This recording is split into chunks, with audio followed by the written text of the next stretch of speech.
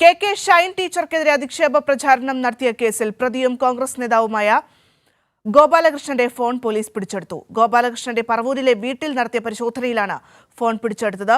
ഒളിവിൽ തുടരുന്ന ഗോപാലകൃഷ്ണനോട് ചൊവ്വാഴ്ച ഹാജരാകാൻ നിർദ്ദേശിച്ച് പോലീസ് നോട്ടീസ് നൽകി. അതേസമയം കേസിൽ ഒരാളെ കൂടി പ്രതി ചേർത്തു.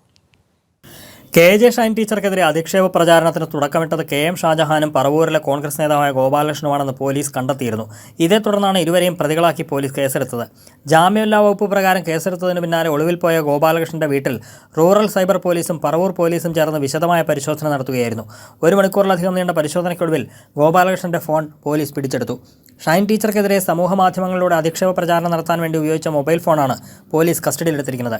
ഫോൺ വിശദമായ ശാസ്ത്രീയ പരിശോധനയ്ക്ക് വിധേയമാക്കുന്നതോടെ നിർണായക തെളിവുകൾ ലഭിക്കുമെന്നാണ് പോലീസ് പ്രതീക്ഷിക്കുന്നത്. അതേസമയം ഒളിവിൽ കഴിയുന്ന ഗോപാലകൃഷ്ണനോട് ചോദ്യം ചെയ്യലിന് ഹാജരാകാൻ നിർദ്ദേശിച്ച് പോലീസ് നോട്ടീസ് നൽകിയിട്ടുണ്ട്. ഇതിനിടെ കേസിൽ ഒരാളെ കൂടി പ്രതി ചേർത്തതായി പോലീസ് അറിയിച്ചു.